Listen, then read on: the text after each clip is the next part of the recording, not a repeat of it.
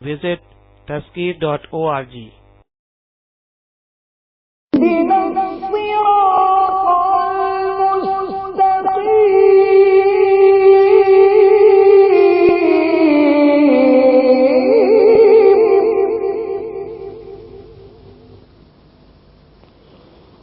الحمد لله رب العالمين والصلاة والسلام على رسوله الكريم محمد وعلى آله وأصحابه أجمعين.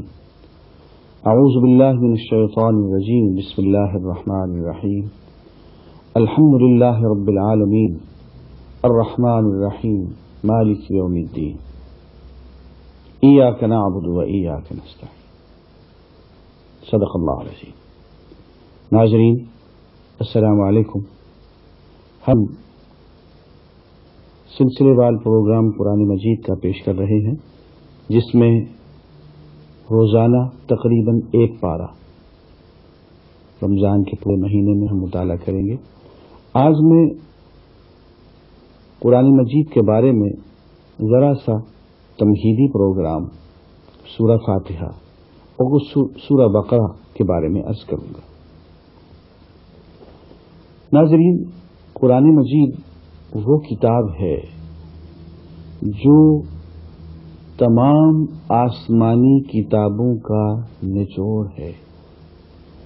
دنیا میں جتنے بھی رسول آئے اور ان پہ اللہ تعالی نے اپنے صحیفے اور کتابیں نازل کی، وہ مختلف علاقوں میں آئیں، مختلف قوموں کے نازل ہوئی. قرآن مجید میں تمام کتابوں کا لب لباب بہترین اور آخری شکل میں ان دی فارم آف لاسٹ ایڈیشن آ چکا ہے، اور اس کی تاثیر کچھ ایسی کہ قرآن مجید خود کہتا ہے کہ لو انزلنا هذا القرآن على جبل لرأيته خاشعا متصدعا من خشية الله. اگر ہم اس قرآن کو کسی پہاڑ پہ نازل کر دیتے، لرأيته خاشعا متصدعا من خشية الله، تو تم دیکھتے کہ وہ اللہ کے ڈر سے کانپ رہا ہے، ہیبت میں ہے، ریزہ ریزہ ہو رہا ہے. لیکن انسان ہے کہ وہ اس قرآن سے بائی پاس کر جاتا ہے، قرآن کو دل میں جگہ نہیں دیتا ہے، اور پھر نتیجے جیسے کہ سورہ البقرہ میں ہی بیان کیا گیا کہ ثم قست قلوبکم من بعد ذلک فہی کالحجارہ، پھر تمہارے دل پتھروں کی طرح سے سخت ہو گئے، پتھروں سے بھی زیادہ سخت. کہ پتھروں کی کیفیت تو یہ ہوتی ہے کہ وہ اللہ کے ڈر سے لرز برندام ہو جاتے ہیں، ریزہ ریزہ ہو جاتے ہیں، ان کے ہاں سے پانی کے چشمے پھوٹ بلتے ہیں.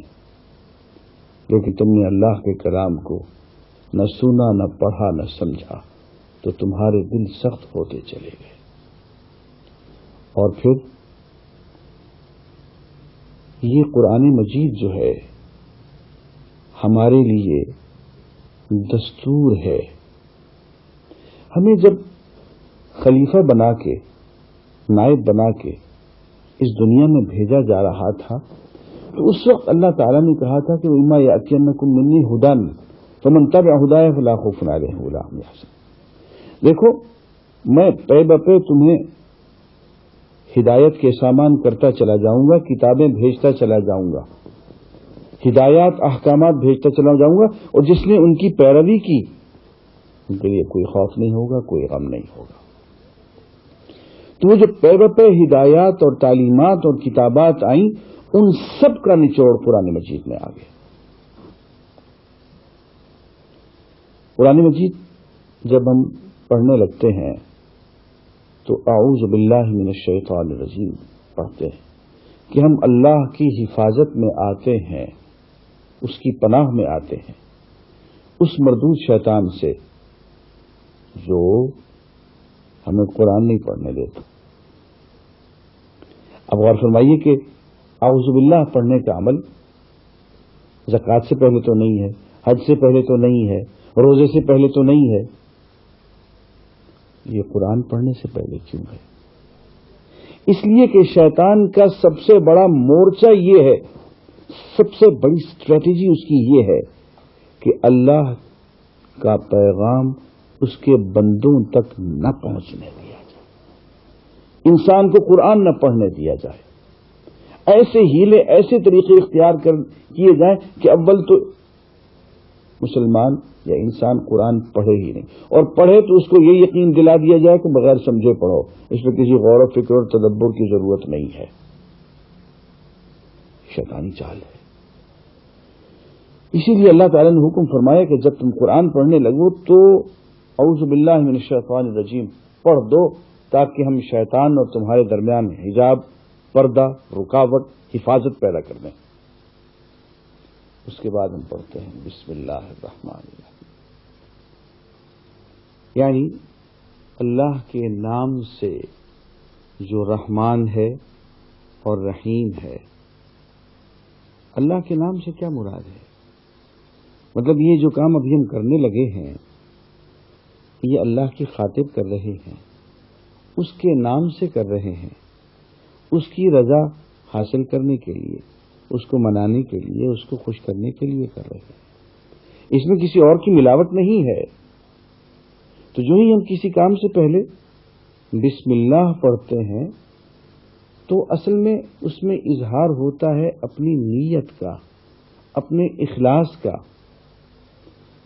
کہ اس کام کی وہ غرض و غایت سوائے اللہ کو راضی کرنے کے، اور چونکہ وہ ہمارا محبوب حقیقی ہے، مطلوب حقیقی ہے، تو سوائے اس کا قرب حاصل کرنے کے، اس کی دیدار کی منزل تک پہنچنے کے اور ہمارا کوئی ارادہ نہیں ہے۔ یہ اس کے نام پہ ہی ہے یہ سب کام، بسم اللہ الرحمن الرحیم، اللہ کے نام سے یہ ہم کرتے ہیں جو رحمان ہے، رحمت کا سراپا، رحمت کا منبع، رحمت کا مصدر ہے، رحیم ہے، ہر دم رحمت کو لٹانے والا ہے۔ کسی نے کہا صاحب یہ رحمان اور رحیم تو ایک ہی چیز ہے، نہیں بھائی، دو الگ الگ معنی۔ ایک معنی یہ ہے رحمت کا منبع، رحمت کا خزانہ، دوسرا معنی ہے کہ ہر دم رحمت کو لٹانے والا۔ یہ بالکل ایسی ہے جیسے ہم کسی کے بارے میں کہیں کہ فلاں شخص بہت امیر ہے، کروڑ پتی ہے، شاید یہ کہیں کہ سخی بھی بہت ہے، ہر دم اپنی دولت غریبوں میں لٹاتا رہتا ہے۔ تو اب بات پوری ہوگی، صرف امیر ہو اور سخی نہ ہو بات نہیں بنتی، سخی ہو امیر نہ ہو تو بھی بات نہیں بنتی۔ رحمان رحمت کا خزانہ، رحیم ہر دم رحمت کو لٹانے والا۔ اس کے بعد ہم سورہ فاتحہ پڑھتے ہیں، الحمدللہ رب العالمین۔ سب تعریف اللہ کے لیے ہے جو تمام جہانوں کو پیدا کرنے والا اور ان کو پالنے والا ہے۔ پیدا کر کے اس نے یوں پھینک نہیں دیا، آخر دم تک نبھائے گا، پال رہا ہے۔ اور فرمایا کہ تعریف اسی کی ہے۔ کسی فن پارے کو دیکھتے ہیں تو توجہ فنکار کی طرف آتی ہے۔ ہم فن پارے کی جو تعریف کر رہے ہوتے ہیں تو اصل میں فنکار کی تعریف کر رہے ہوتے ہیں۔ کسی اچھے شاعر پہ سر دھن رہے ہوتے ہیں شعر پہ تو دراصل شاعر کی تعریف ہو رہی ہوتی ہے۔ کسی بہت اچھے ناول کی ہم خوبصورتی بیان کر رہے ہوتے ہیں تو یہ ناول نگار کا شکریہ ادا کر رہے ہوتے ہیں، اس کی تعریف ہو رہی ہوتی ہے۔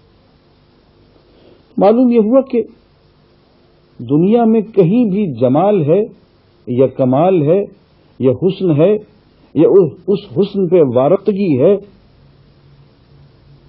سب اللہ کا بنایا ہوا ہے۔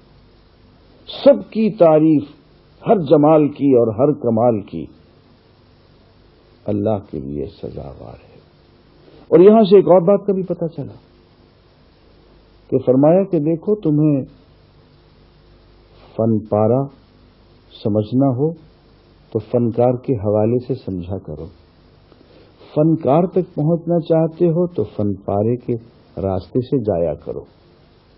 کسی اچھے شعر کی خوبی کو سمجھنا ہو تو شاعر کے حوالے سے، اور شاعر کو سمجھنا ہو تو شعر کے حوالے سے۔ حمد اس بات کی تعریف ہے کہ کتنا بڑا فنکار ہے جس نے اتنی خوبصورت دنیا بنا دی ہے۔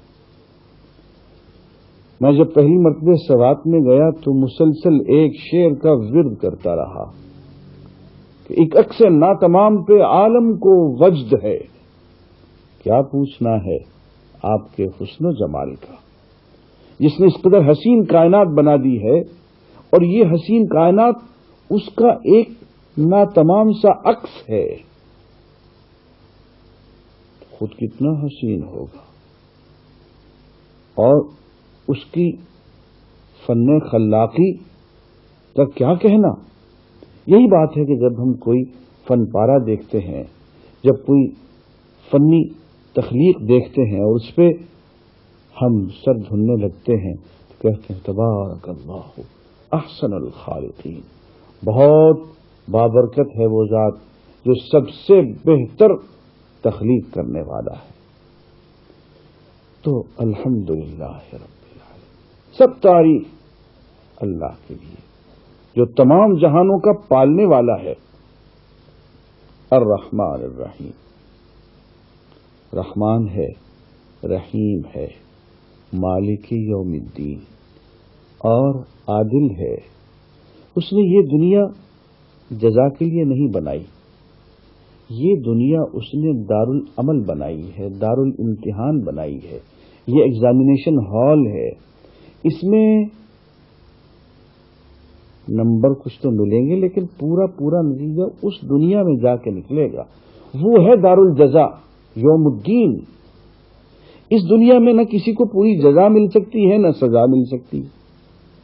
اب سوچیں نا کہ ایک شخص نے ایک قتل کیا تو جج صاحب اس کو سزائے موت دے دیتے، دوسرا شخص ہے اس نے بم بلاسٹ میں 100 آدمیوں کو قتل کر دیا، کیا کریں گے اس کو بھی ایک سزائے موت دے دیں گے، اور باقی 99 جو اس نے قتل کیے ہیں اس کی سزا کہاں گئی؟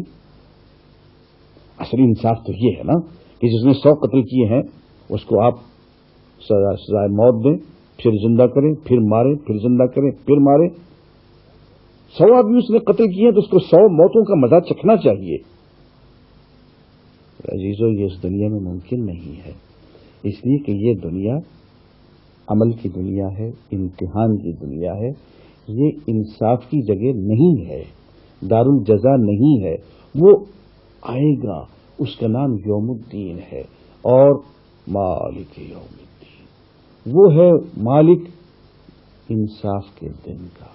تو معلوم ہوا کہ اللہ تعالیٰ نے ایک نظام بنایا ہے کائنات کا، فطرت کا، اس نے پیدا کیا رحمان ہونے کی وجہ سے، رحیم ہونے کی وجہ سے۔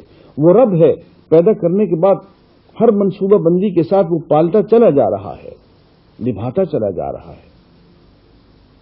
لیکن بھول میں مت رہنا، وہ عادل بھی ہے، مالک یوم الدین بھی ہے، وہ اپنے بندوں کے حقوق پورے کرا کے رہے گا، چاہے اپنے حقوق معاف کر دے لیکن بندوں کے حقوق کو نہیں چھوڑے گا، وہ معاف کروا کے وہ دلوا کے رہے گا، وہاں پورا انصاف کرے گا۔ اس کے بعد اسی سورہ فاتحہ میں ہم توحید کا قول و قرار دیتے ہیں۔ توحید بنیادی طور پہ 2 چیزوں کا نام ہے، ایک یہ کہ ہم صرف اللہ کی عبادت کریں، دوسرے یہ کہ صرف اللہ سے ہم مانگیں۔ کہتے ہیں ایاک نعبد و ایاک نستعین، آپ کی اور ہم صرف آپ کی عبادت کرتے ہیں، اور آپ سے اور صرف آپ سے ہم مدد چاہتے ہیں۔ عبادت آپ کی اور صرف آپ کی، استعانت صرف آپ سے، ہاتھ صرف آپ کے سامنے پھیلائیں گے۔ اس کے بعد ہم دعا مانگتے ہیں اہدنا الصراط المستقیم، ہمیں سیدھے راستے کی ہدایت عطا فرما دے، اس پہ چلنے کی توفیق عطا فرما دے۔ یہاں پہلی مرتبہ جب ہم صراط کا لفظ استعمال کرتے ہیں تو یہاں ہدایت نظری، تھیوریٹیکل ٹروتھ ہم مانگتے ہیں۔ پھر آگے کہتے ہیں صراط الذین انعمت علیہم، ان لوگوں کا راستہ جن پہ آپ نے انعام کیا، نبیوں کا راستہ، صدیقوں کا، شہیدوں کا، صالحین کا راستہ۔ غیر المغضوب علیہم ولا الضالین، ان لوگوں کا راستہ نہیں جن پہ کہ آپ ناراض ہو گئے، وہ لوگ جو کہ بھٹک گئے۔ تو معلوم ہوا کہ یہاں پہ ہم ایک تو ہدایت نظری مانگتے ہیں اور ایک ہدایت عملی مانگتے ہیں۔ ہدایت نظری جب ہم مانگتے ہیں، اس میں اہم بات یہ ہے کہ ہم جب صراط مستقیم اللہ تعالیٰ سے مانگتے ہیں تو اللہ تعالیٰ فوراً جواب میں سورہ بقرہ کے اندر کہتے ہیں الف لام میم ذالک الکتاب، یہ آسمانی مقدس کتاب ہے، لا ریب فیہ، اس میں کوئی شک نہیں، ھدی للمتقین، ہدایت مانگ رہے تھے تو یہ لو ہدایت ہے ان لوگوں کے لیے جو ہدایت حاصل کرنا چاہیں۔ ہم صراط مستقیم ایک مرتبہ مانگتے ہیں تو وہ ہدایت نظری ہے، تھیوریٹیکل ٹروتھ ہے۔ پھر کہتے ہیں صراط الذین انعمت علیہم، ایسے لوگوں کا راستہ دکھائیے جو عملی طور پہ صراط مستقیم پہ چلے اور اس کی وجہ سے آپ نے ان پہ نعمتوں کی بارش کر دی، نبی، صدیق، شہید، صالح لوگ۔ تو یہاں ہم ہدایت عملی مانگ رہے ہیں۔ معلوم ہوا کہ اس دنیا میں انسان کی دو سب سے بڑی ضرورتیں ہیں، ایک ہدایت نظری اور ایک ہدایت عملی۔ ہدایت نظری تو کتاب کی شکل میں آ گئی، قرآن مجید کی شکل میں، اور ہدایت عملی اس کی عملی تفسیر، اس کی پریکٹیکل ڈیمونسٹریشن، اور وہ ہے رسول کی عملی زندگی۔ تو پتہ چلا کہ ہمیں دو چیزوں کی ضرورت ہے، ایک اللہ کی کتاب اور ایک اللہ کی کتاب پہ عمل کر کے دکھانے والا، کتاب اور اللہ والا، یہ ہماری دو سب سے بڑی ضرورتیں ہیں۔ انہی دو ضرورت کو ہم نے اللہ تعالیٰ سے مانگا ہے، اہدنا الصراط المستقیم صراط الذین انعمت علیہم غیر المغضوب علیہم ولا الضالین، اور ایسے لوگوں کے راستے سے اے اللہ بچا جن پہ تیرا غضب نازل ہوا اور جو بہک گئے۔ ناظرین، اس کے بعد سورہ البقرہ ہے جو قرآن مجید کی سب سے بڑی سورت ہے، سورہ مدنی ہے، اور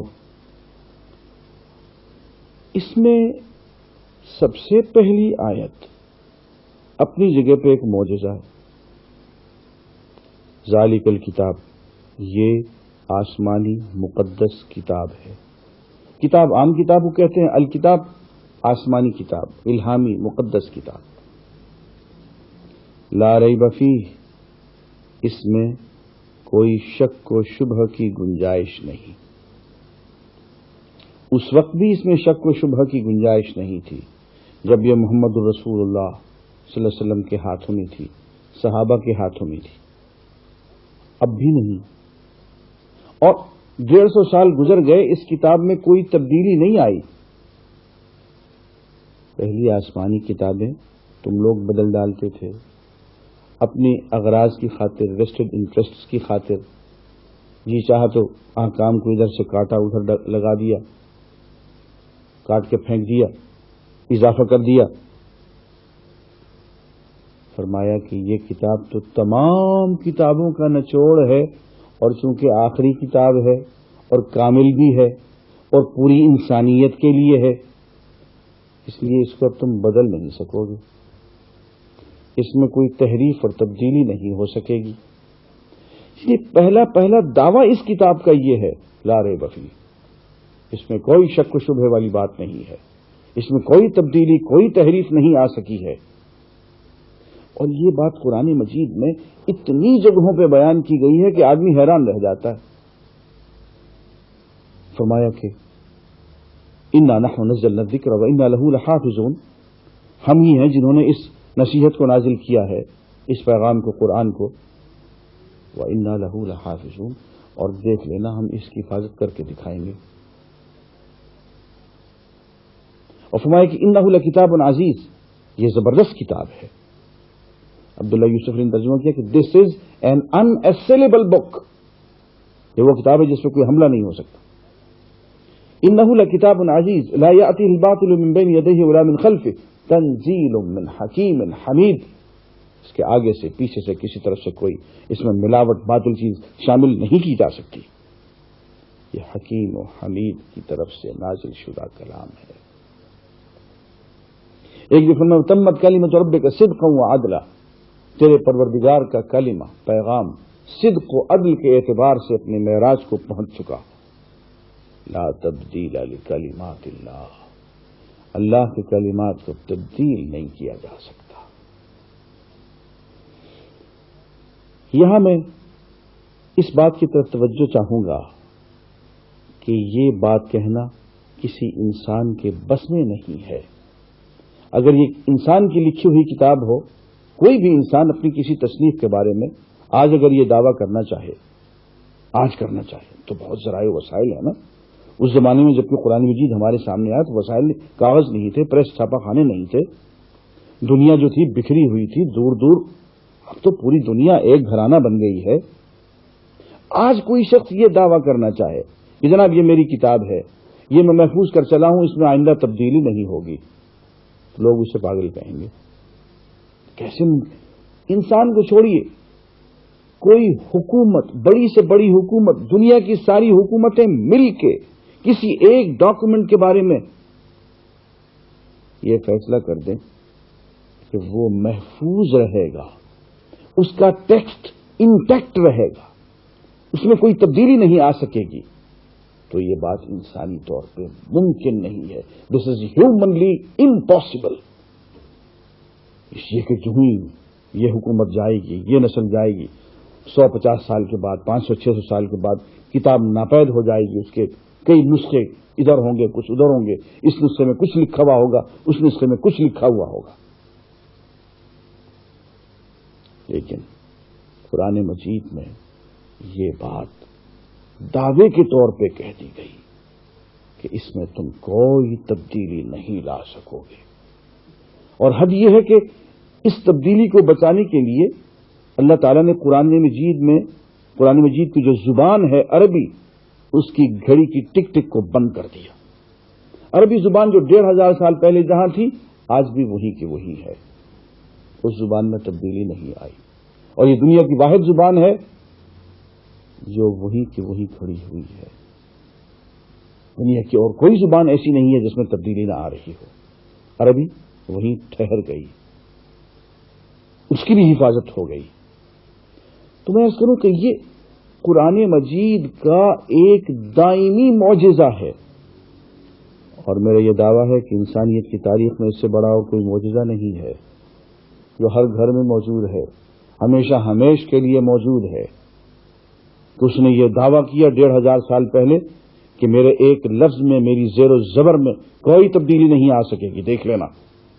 اور 1500 سال گزر گیا، مسلمان نہیں، غیر مسلم محققین بھی سب مانتے ہیں کہ یہ کتاب، یہ قرآن جو اس وقت آج ہمارے سامنے ہے، یہ وہی ہے جو محمد رسول اللہ صلی اللہ علیہ وسلم کے ہاتھوں میں تھی، یہ وہی کتاب ہے جو صحابہ کرام کے ہاتھوں میں تھی، اس میں تبدیلی کوئی نہیں آئی ہے۔ یہ الگ بات ہے کہ یہ کتاب اللہ کا کلام ہے یا نہیں، یہ کتاب محمد صلی اللہ علیہ وسلم کا کلام ہے، یہ ایک الگ بات ہے، لیکن اس کتاب میں تبدیلی کوئی نہیں آئی ہے۔ یہ وہ بات ہے جس پہ کہ غیر مسلم محققین بھی متفق ہیں۔ یہ ایک دائمی معجزہ ہے، اور 1500 سال کی مدت نے ثابت کر دیا کہ قرآن نے یہ دعویٰ جو 1500 سال پہلے کیا تھا درست نکلا، اور اسلام کی اور قرآن کی حقانیت کی یہ بہت بڑی دلیل ہے۔ آگے پھر یہی کتاب اپنا موضوع بتاتی ہے کہ یہ ہدی للمتقین ہے۔ اس کتاب کا موضوع انسان ہے، اور انسان کی فلاح ہے، اور فلاح کا راستہ تقویٰ ہے، اور تقویٰ کی 5 بنیادی علامتیں ہیں۔ پہلی علامت یہ ہے، پہلی صفت متقین کی یہ ہے کہ یہ ایسے روشن ضمیر لوگ ہوتے ہیں جو حواس میں بندھے ہوئے نہیں ہوتے ہیں، ان کی نظر صرف پرسیپٹیبل تھنگز تک محدود نہیں ہوتی ہے، یہ لاجیکل پازیٹیوسٹ کی طرح سے گاؤڈی نہیں ہوتے ہیں کہ یہ کہتے ہیں کہ جو چیز پرسیو ہو سکتی ہے وہی موجود ہے، جو پرسیو نہیں ہو سکتی وہ ہے ہی نہیں۔ یہ ایمان بالغیب رکھتے ہیں۔ ناظرین، اس موضوع پہ ہم گفتگو جاری رکھیں گے۔ وآخر دعوانا الحمدللہ رب العالمین۔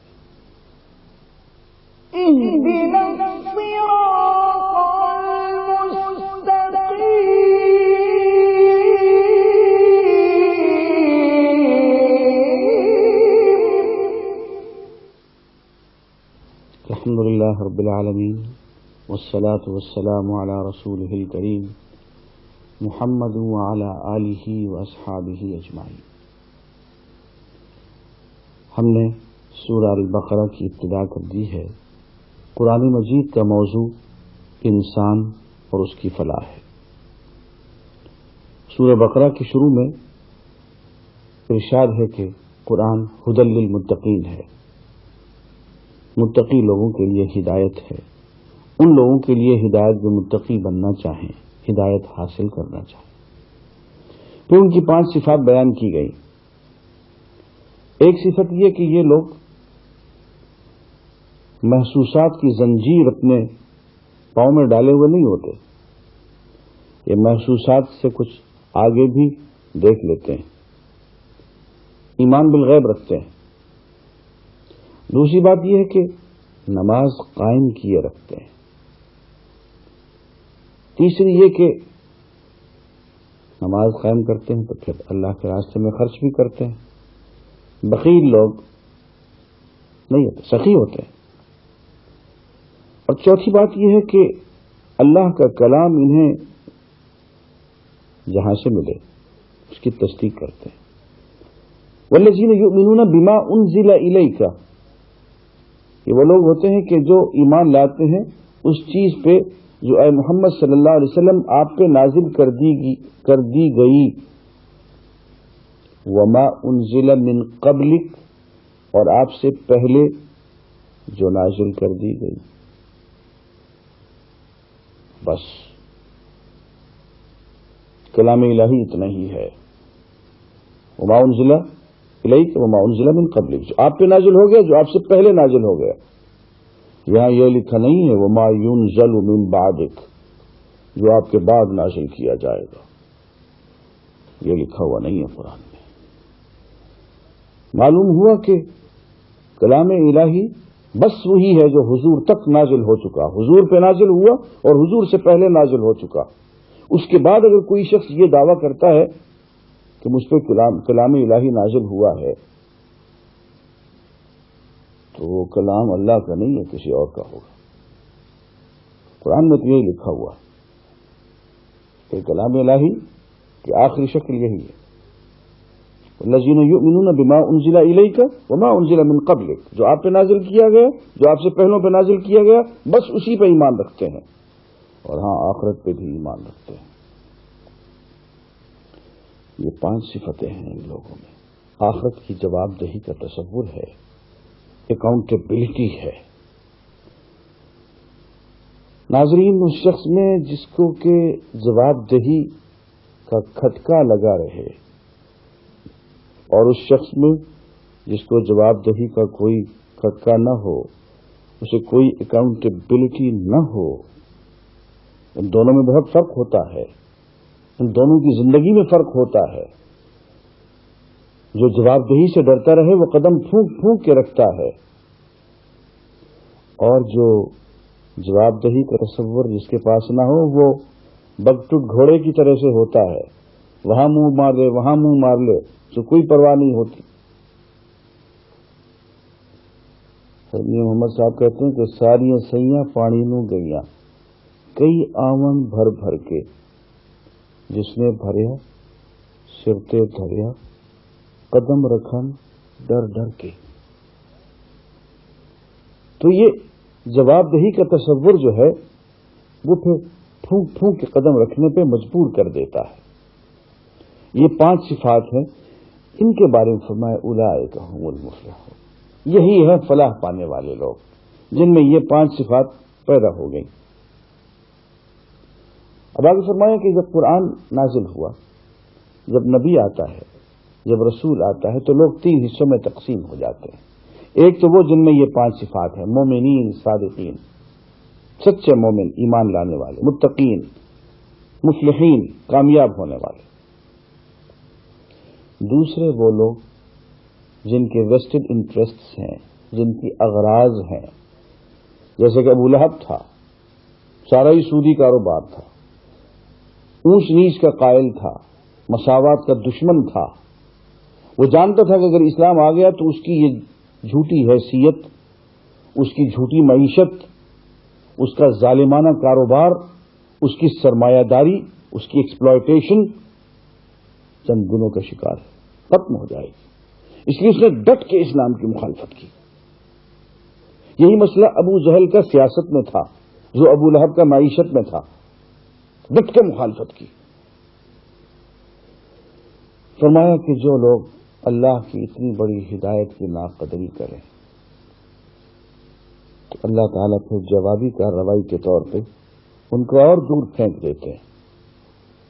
ختم اللہ علی قلوبہم وعلی سمعہم، اللہ تعالیٰ ان کے دلوں پہ اور ان کے کانوں پہ مہر لگا دیتے ہیں، وعلی ابصارہم غشاوہ، اور ان کی آنکھوں پہ پردے پڑ جاتے ہیں۔ لیکن یہ ایسا نہیں ہے کہ اللہ تعالیٰ کو مہر لگانے کا شوق ہے، جو سامنے آئے مہر لگا، نہیں، بلکہ ایسا جس نے کہ خود یہ راستہ اپنے لیے کھولا۔ آگے چل کے فرمائیں گے وفی قلوبہم مرض، ان کے دلوں میں بیماری ہے، خود یہ بیماری اپنے اندر پیدا کی ہے۔ فزادہم اللہ مرضا، اللہ تعالیٰ نے اس بیماری کو اور بڑھا دیا۔ تو دوسرا گروہ جو ہے ان لوگوں کا ہے جنہوں نے کھلا کھلا کفر اختیار کر دیا اپنے ذاتی اغراض کی وجہ سے، اپنی جہالت کی وجہ سے۔ تیسرے لوگ ہیں منافقین، جن کی تین تو ایسی صفات ہیں جو دیکھی جا سکتی ہیں۔ پہلی صفت یہ ہے کہ دعویٰ کرتے ہیں ایمان کا اور ایمان والے ہوتے نہیں۔ دوسری صفت یہ ہے کہ دعویٰ کرتے ہیں اصلاح کا، خیر پھیلانے کا، ہوتے ہیں فسادی۔ تیسری صفت ان کی یہ ہے کہ اپنے آپ کو بہت عقل مند سمجھتے ہیں، ہوتے ہیں بوجھ بجھکر۔ الا انہم هم السفہاء، یاد رکھنا کہ یہی خود بیوقوف لوگ ہیں۔ یہ تینوں صفات ان کے اندر ہوتی ہیں، ان کو منافق کہا گیا۔ اور عام معاملات میں ان کی چار خصوصیات اور بھی حدیث میں بیان کی گئی کہ جب بات کرتے ہیں تو جھوٹ بولتے ہیں، کہیں سے تو تکرار ہو جائے تو گالیاں دیتے ہیں، کوئی امانت رکھے تو خیانت کر دیتے ہیں، کسی سے عہد کرتے ہیں تو بدعہدی کرتے ہیں۔ تو یہ تین گروہ پیدا ہو جاتے ہیں، مومنین، کفار، منافقین۔ آگے چل کے یوں ارشاد فرماتے ہیں کہ یہ دنیا ہم نے تمہارے لیے بنائی ہے، اور اس زمین میں جو کچھ بھی ہم نے پیدا کیا وہ تمہارے لیے پیدا کیا۔ جہاں ہے تیرے لیے، تو نہیں جہاں کے لیے۔ کہ اے مسلمان، ہم نے پوری کی پوری دنیا کو تیرے لیے بنا دیا اور تجھے اپنے لیے بنایا۔ اس موضوع پہ ہم آگے چل کے تفصیلاً گفتگو کرتے ہیں، فی الحال آگے بڑھتے ہیں کہ اس بارے میں کچھ اور بھی اہم مقامات آ رہے ہیں۔ ایک چیلنج ہے جو قرآن مجید میں ہمیں ملتا ہے کم از کم 3 جگہوں پہ، اور اہم بات ہے، اس کو متوجہ کا طالب ہوں گا۔ قرآن مجید یہ کہتا ہے کہ اللہ تعالیٰ کی طرف سے ارشاد ہے کہ اے لوگو، اگر تمہیں شک ہو اس کلام کے بارے میں جو ہم نے اپنے بندے پہ اتارا ہے، تم یہ شک کرتے ہو کہ یہ اللہ کا کلام نہیں ہے، یہ بندے نے اپنی طرف سے خود گھڑ لیا ہے، یہ انسان کا کلام ہے، اچھا پھر ایسا کرو، تم سارے مل جاؤ، خطیب ہو، شاعر ہو، ادیب ہو، نقاد ہو، بڑبولے ہو، تم سارے مل کے، اکیلے کر لو تو بہت ہی اچھی بات ہے، تم سارے مل کے اس قرآن کی ایک سورت جیسی کوئی ایک سورت لے آؤ، ایک چیپٹر بنا کے لے آؤ۔ ایسا اب یہاں مسئلہ یہ پیدا ہوگا کہ اگر کوئی لے آئے تو فیصلہ کون کرے گا؟ کوئی لے آئے کہے کہ صاحب یہ میں ایک سورت بنا کے لے آیا ہوں، یہ قرآن کی فلاں سورت کے مقابلے میں ہے اور اس سے اچھی ہے، یہ فیصلہ کون کرے گا؟ مسلمان کریں گے، وہ تو متعصب ہوں گے۔ قرآن کہتا ہے یہاں پہ کہ دیکھو، فیصلہ بھی اپنوں سے کروا لینا، وَادْعُوا شُهَدَاءَكُم مِّن دُونِ اللَّهِ، اللہ سے ہٹ کے، اللہ والوں سے ہٹ کے، مسلمانوں سے ہٹ کے، وَادْعُوا شُهَدَاءَكُم، اپنے شہداء کو، اپنے ساتھیوں کو، اپنے گواہوں کو، اپنی مجلس والوں کو، اپنے مذہب ملت والوں کو، اپنے قبیلے والوں کو پکار لینا، ان کے سامنے یہ کلام پیش کر دینا، وہی تمہیں ہوٹ ڈاؤن کر دیں گے، وہی فیصلہ کر دیں گے کہ تمہارے اس کلام کی کوئی حیثیت نہیں ہے قرآن کے مقابلے میں۔ عزیزان گرامی، یہ بہت بڑا چیلنج ہے جو 1500 سال ہو گئے، اور یہ صرف عرب دنیا کے لیے نہیں ہے، یہ صرف اس دور کے لیے بھی نہیں ہے، یہ ہمیشہ ہمیش کے لیے ہے، دنیا کی ہر زبان آور کے لیے ہے۔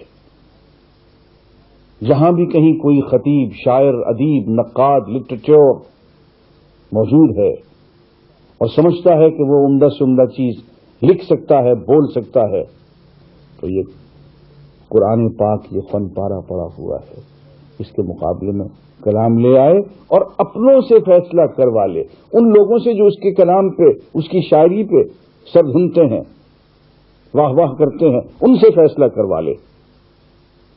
اور دوسری بات قرآن کہتا ہے وَإِن لَّمْ تَفْعَلُوا وَلَن تَفْعَلُوا، اور یہ بھی ہم بتا دیں کہ تم کبھی کر بھی نہیں سکو گے، کبھی نہیں کر سکو گے، قرآن کے مقابلے میں کبھی کوئی صورت نہیں لا سکو گے۔ ایسا کبھی نہیں ہوگا کہ تم ایک صورت لے آؤ، اپنے ہی لوگوں کو دکھاؤ، اور وہی لوگ، تمہارے اپنے لوگ، تمہارے گھر کے لوگ یہ کہہ دیں یہ قرآن سے بہتر ہے، تمہارے گھر کے لوگ تمہاری ہنسی اڑا دیں گے اور کہیں گے کہ یہ قرآن کے مقابلے میں کچھ بھی نہیں ہے۔ یہ ایک بہت بڑا چیلنج ہے، اور 1500 سال ہوا کہ یہ چیلنج اپنی جگہ پہ درست ثابت ہوا، اور پتہ چلا کہ قرآن کے مقابلے میں کلام نہیں پیش کیا جا سکتا۔ اس کے بعد اسی پارے میں خلافت آدم کی بات شروع ہوتی ہے۔ اللہ تعالیٰ نے فرمایا کہ انی جاعل فی الارض خلیفہ، میں اس زمین میں اپنا نائب، اپنا خلیفہ، اپنا وائس رائے، وائس جرنٹ بنانے لگا ہوں۔ اب وہ فرشتے صاحبان موجود تھے، وہ ہر وقت عبادت میں لگے رہتے تھے، زاہد لوگ تھے، انہوں نے ہم بیٹھے تصویر تحمید کر رہے ہیں، ہمارے ہوتے ہوئے کسی اور کو خلافت کے منصب پہ آپ فائز کریں گے، کوئی اور خلیفہ بنائیں گے، اور اے اللہ یہ جو خلیفہ بنانے کی یہ ساری اسکیم ہے، اور جس طرح کا آپ یہ انسان بنا رہے ہیں، یہ تو بڑا خون خرابہ کرے گا، یہ تو مارے گا لوگوں کو، آپس میں بہت دنگا کرے گا۔ تو اللہ تعالیٰ نے فرمایا کہ جو میں جانتا ہوں وہ تم نہیں جانتے ہو، لیکن آؤ تمہیں ہم سمجھائے دیتے ہیں یہ بات۔ تو ایک ایسے مجمع میں جس میں انسان بھی تھے، فرشتے بھی تھے، اللہ تعالیٰ نے کائنات کی حقائق بیان کرنا شروع کر دی، چیزوں کے نام اور ان کی حقیقتیں بتانا شروع کر دی۔ یہ فلاں چیز ہے، اس کام آتی ہے، اس کا یہ نام ہے، یہ فلاں چیز ہے، اس کا یہ نام ہے، اس کا آپس میں اس سے یوں تعلق ہے۔ ناظرین اگر آپ کبھی غور فرمائیں تو یہ سائنس کی ابتدا اسی سے تو ہوئی ہے نا، کہ کسی چیز کا نام رکھے، پھر اس کی حقیقت اور خواص معلوم ہو، پھر دوسری چیز کا ہم نام رکھیں اور اس کی حقیقت، اس کے خواص معلوم ہو، اس چیز کا اس سے کوئی ریلیشن اور تعلق جوڑیں۔ میں پڑھنے میں دقت محسوس کروں، اینک لگا لوں، اب اینک کی یہ حقیقت ہے اور الفاظ کی یہ حقیقت ہے، پڑھنے اور اینک کا تعلق معلوم ہو گیا۔ اللہ تعالیٰ نے انسان کو یہ صفت عطا فرما دی کہ چیزوں کے نام رکھے، ان کے خواص اور حقائق معلوم کرے۔ لیکن بہرحال اللہ تعالیٰ نے چونکہ خلیفہ بنانا تھا انسان کو، اس میں صلاحیت زیادہ رکھی۔ اسی مجمع میں فرشتے بھی تھے، انسان بھی تھے، اللہ تعالیٰ نے کائنات کی اشیاء کی حقیقت بیان کی، اور فرشتوں سے پوچھا کیا سمجھے، بتاؤ ہم نے کیا بیان کیا، چیزوں کے نام بتاؤ، خواص بتاؤ، رہ گئے بیچارے۔ اس لیے کہ ہر کام تسبیح پھیرنے سے تو ہوتا نہیں. تسبیح پھیرنا اپنی جگہ پہ ضروری ہے، لیکن سب کچھ وہی تو نہیں ہے. رہ گئے بیچارے. حضرت آدم نے سب کچھ بتا دیا، اس لیے کہ وہ تو ہینڈنگ اوور ٹیکنگ اوور ہو رہی تھی وہاں پہ. تو وہ تو ایک ایک چیز کو سمجھ رہے تھے، اس کا چارج لے رہے تھے. تو یہاں آدم کی فرشتوں پر برتری ثابت ہو گئی. فرشتوں سے کہا گیا کہ آدم کے حضور سجدے میں گر جاؤ. یہاں ایک بات یہ بھی معلوم ہوئی کہ اصل برتری جو ہے وہ علم و معرفت سے ہے. اصل برتری نفلی عبادت سے نہیں ہے. اصل برتری تسبیح و تحمید سے نہیں ہے. اصل برتری کا معیار جو ہے وہ علم و معرفت ہے. اصل فضیلت علم و معرفت میں رکھی گئی ہے، نفلی عبادت میں نہیں ہے. اسی لیے حضور نے فرمایا کہ ایک فقیہ دین کو سمجھنے والا 1000 عابدوں کے مقابلے میں شیطان پہ بھاری ہے. تو فرشتے سجدے میں گر گئے. ہاں، ایک زاہد تنگ نظر موجود تھے وہاں پہ. اس نے کہا کہ میں تو سجدہ نہیں کرتا، میں تو اس سے افضل ہوں. میری عبادت ہے، میری آگ سے بنا ہوا ہوں، آگ چمکیلی ہے، روشن ہے. اکڑ گئے. بات یہ ہے کہ ایک بنیادی فرق بیان کروں گا آدم اور ابلیس کے درمیان. غلطی تو حضرت آدم سے بھی ہو گئی تھی، روکا گیا تھا ان کے درخت کے قریب مت جانا، چلے گئے. ابلیس سے بھی غلطی ہو گئی، ان کو کہا گیا کہ سجدے میں گر جاؤ، سجدہ نہیں کیا. فرق یہ ہے کہ ابلیس نے غلطی کرنے کے بعد فلسفیانہ طور پہ اس کو درست ثابت کرنا شروع کیا. آدم علیہ السلام بیچارے منہ لٹکا کے اللہ کے حضور حاضر ہو گئے اور پہلے تو پوچھنے لگے کہ جناب ایک غلطی تو ہو گئی، اب کہیں ایسا نہ ہو کہ مناتے مناتے اور کوئی غلطی ہم سے ہو جائے، کوئی اور گستاخی ہو جائے. ہمیں یہ بتا دیں کہ ہم آپ کو کیسے منائیں.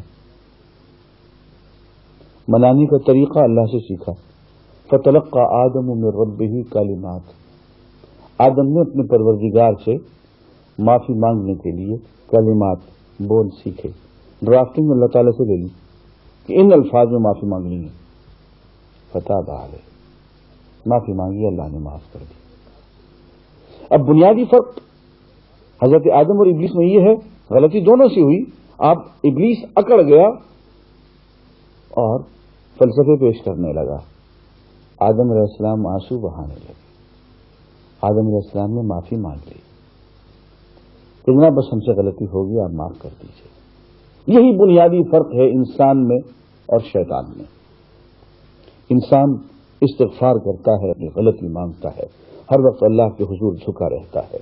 ابلیس زاہد تنگ نظر تھا، وہ نہ سمجھ سکا کہ منشا اللہ کا کیا ہے، وہ اکڑ گیا. وہ کسی نے خوب کہا کہ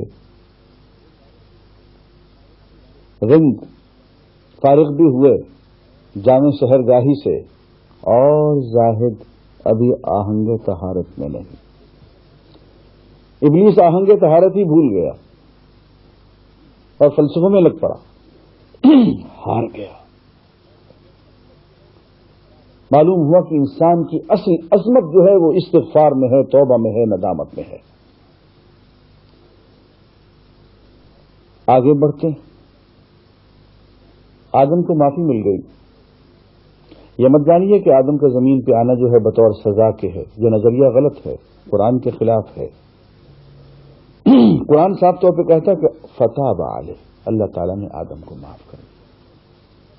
معاف کرنے کے بعد ترقی دے دی، خلیفہ بنا دیا، تقرر کر دیا، وہاں سے ٹرانسفر کر کے زمین پہ بھیج دیا. ہم انڈر ٹرانسفر آئے ہیں، انڈر پنشمنٹ نہیں آئے ہیں. اتنا یاد رکھیے گا، یہ بات آگے چل کے کام آئے گی. اس دنیا میں ہم ایک منصب پر آئے ہیں، سزا کاٹنے کے لیے نہیں آئے ہیں، منصب پر آئے ہیں. وہ منصب خلافت کا ہے، اللہ کی گورنری کا ہے. اس لیے فرمایا کہ دیکھو اب تم زمین میں چلے جاؤ، ایک تو یہ ہے کہ ہم نے تمہیں ایک دوسرے کا دشمن بنا دیا، مقابلہ ہوگا، دنگل ہوگا تمہارا اور شیطان کا۔ دوسری بات، وَإِمَّا يَأْتِيَنَّكُم مِّنِّي هُدًى مَن تَبِعَ هُدَايَ فَلَا خَوْفٌ عَلَيْهِمْ وَلَا هُمْ۔ دیکھو میری طرف سے پے بپے تمہیں ہدایت پہنچتی رہے گی، میں رسول بھیجتا رہوں گا، کتابیں بھیجتا رہوں گا، پیغامات، نام و پیام چلتا رہے گا۔ جس نے میری ہدایت کی پیروی کی اسے نہ تو خوف ہوگا اور نہ غم ہوگا۔ معلوم یہ ہوا کہ یہ جو ہدایت آتی ہے اللہ کی طرف سے، یہ پیروی کے لیے آتی ہے۔ من تبع ہدایا، جس نے میری ہدایت کی پیروی کی۔ اچھا، یہ لفظ تلاوت جو ہے، یتلو علیکم آیاتہ، یتلو علیہم آیاتہ، یہ تلاوت کی میں نے بھی پیروی کرنے کی، تلا یتلو کی میں نے پیروی کرنے کی ہوتی۔ تلاوت الکتاب کا لفظی ترجمہ انگریزی میں ہوگا ٹو فالو دی بک، کتاب کی پیروی کرنا۔ یہاں ان لوگوں کی غلط فہمی بھی معلوم ہوگی جو یہ سمجھتے ہیں کہ تلاوت کا مطلب ہوتا ہے بغیر سمجھے پڑھتے چلے جانا۔ تلاوت کے لفظی معنی پیروی کرنے کے ہیں، فالو کرنے کے ہیں، بالکل انہی معنوں میں جہاں یہ من تبع ہدایا، جس نے میری ہدایت کا اتباع کیا، اس کی پیروی کی۔ معلوم ہوا کہ قرآن کی جو تلاوت ہے اس تلاوت کے اندر فہم اور تدبر اور عملی پیروی کا پہلو موجود ہے۔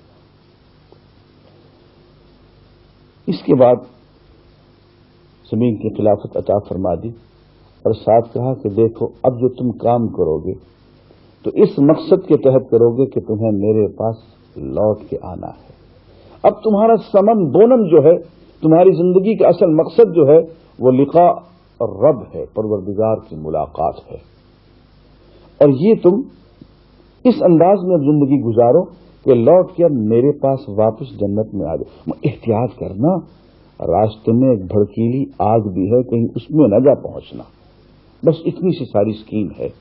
اس اسکیم کے مطابق، اسکیم کیا ہے کہ اللہ نے محبت سے اس کائنات کو بنایا ہے، رحمان رحیم ہونے کی حیثیت سے، رب کی حیثیت سے اس دنیا کو دار العمل بنایا ہے، دار الجزا نہیں بنایا۔ دار الجزا آگے آ رہی ہے، یوم الدین، اور تمہیں لوٹ کے میری طرف آنا ہے۔ اس میں کامیاب ہو گئے، اس نظام کائنات، اس نظام فطرت کی تم نے موافقت میں، مطابقت میں زندگی گزاری تو یہ اسلام ہے، اور فطرت کے مقاصد کی اگر تم نگہبانی نہ کر سکے تو یہ کفر ہو جائے۔ آگے بنی اسرائیل کا قصہ آتا ہے، اللہ نے ان کو بہت فضیلت دی، ان کے لیے سمندر میں راستے کھولے، 12 چشمے جاری کیے، بے شمار ان پہ نعمتیں، بے شمار ان کے واقعات۔ لیکن ان حضرات بنی اسرائیل کے بارے میں جو ہمیں سبق ملتا ہے وہ بہت حیرت ناک ہے۔ اللہ تعالیٰ نے بنی اسرائیل سے عہد لیا کہ اللہ کی عبادت کرو گے، ماں باپ سے احسان کرو گے، رشتہ داروں سے احسان کرو گے، نماز پڑھو گے، زکوٰۃ دو گے۔ لیکن